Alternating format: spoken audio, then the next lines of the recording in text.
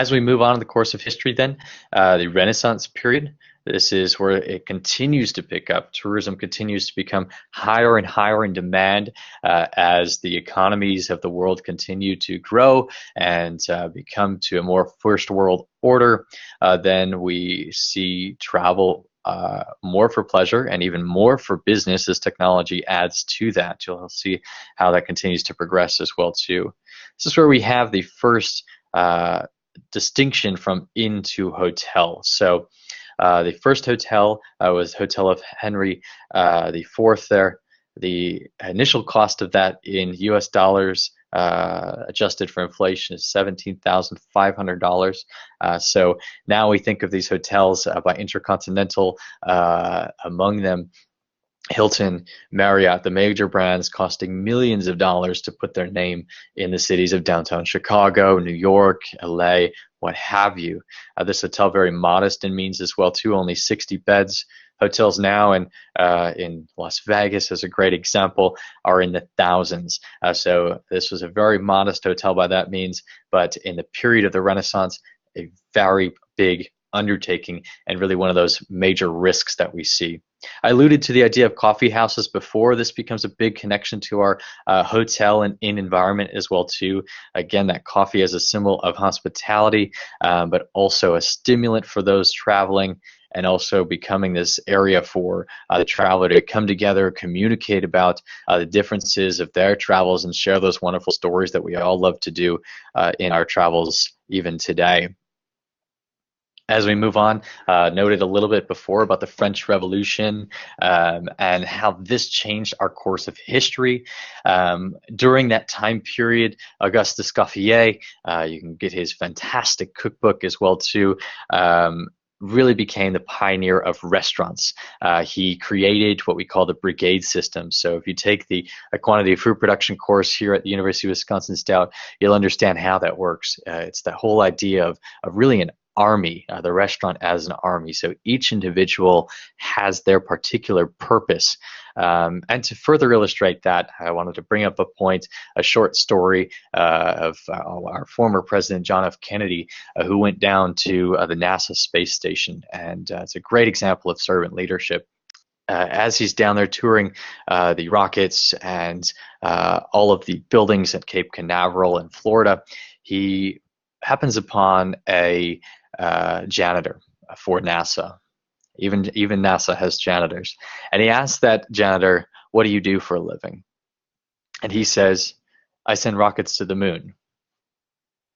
That illustrates the point that every person has their purpose. And in this brigade system, every individual is just important as the next. Your dishwasher is just as important as your sous chef, and so to treat them all with the same level of care, and that allows the restaurant to run efficiently and to the highest possible standard you can have.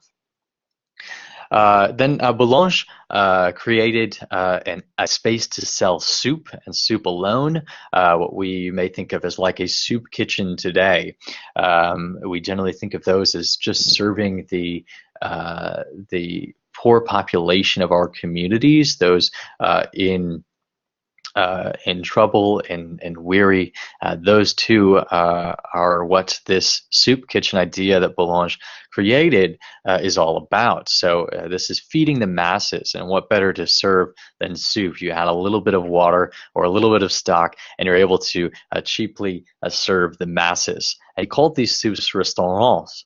And so today we call a restaurant the place where we go to get food. Therein, this is the first time that we're putting a name to that place where we go to get food in a public setting. So restaurant, and then that becomes restaurant eventually.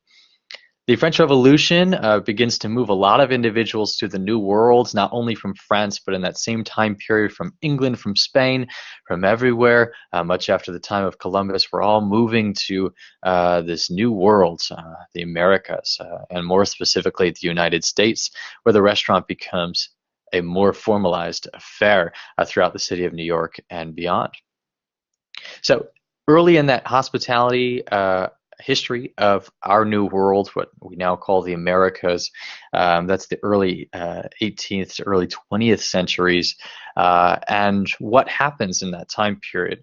We have this brand new invention of the rail system.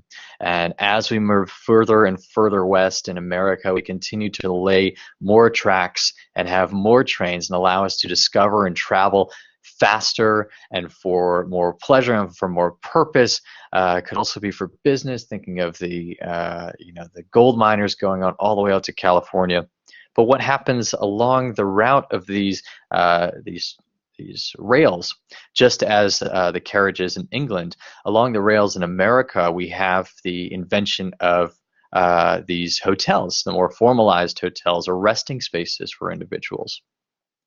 So there's a great book out there called Appetite for America, which goes about telling the entire history of this movement, how one English person essentially was smart and cunning and created these hotels and restaurants which are right up against the rail system. So wherever the train would stop, they'd get off, they'd be able to have a meal, they'd get back on the train, and they continue traveling. So creating that element of efficiency so that people can move fast throughout America.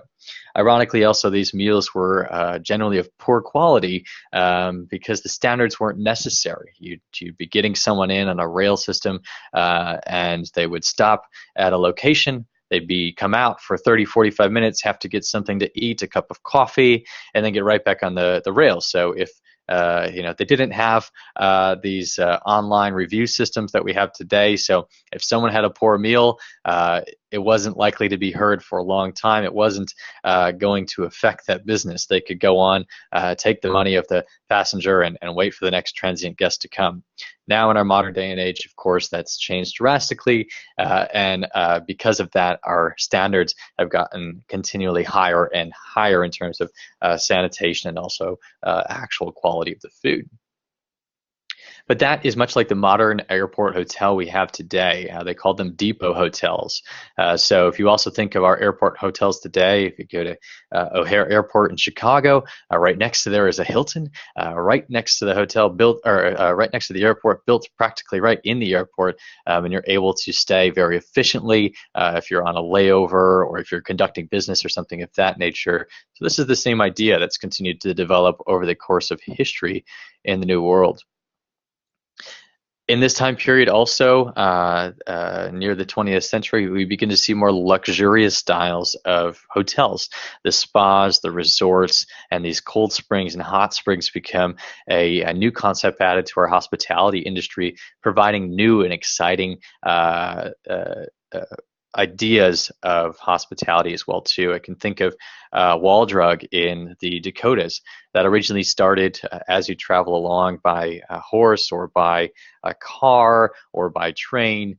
You would stop because for cold water. It just had a big sign that said cold water, and they would serve you water to cool you down, as you might imagine going through the Dakotas, especially in the heat of summer, because it makes you a bit tired and weary as well too. So you stop for the cold water and then continue on in your journey.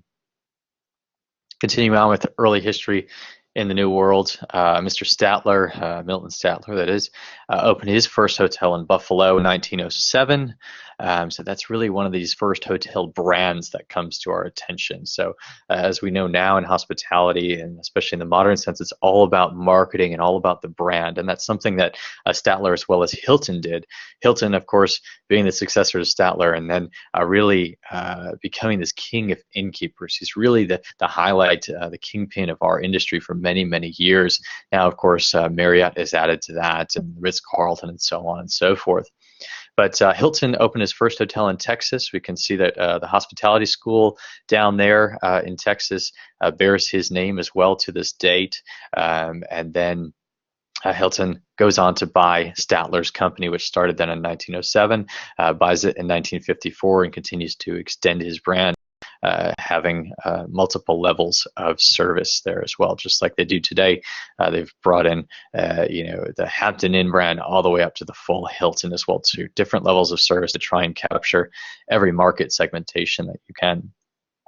At this time then as well too, we begin to see the invention of the car, the motor vehicle in the United States becomes the symbol of American independence, and is also linked to our hospitality industry by the coining of the term motel, which comes from motor and hotel. So obviously places that you would drive to, stop and rest for a moment. A couple things to note there. Howard Johnson really being one of those first motel orientated businesses. Now we think of the Super 8s, all of those in that style as well too, being those motels rather than a hotel.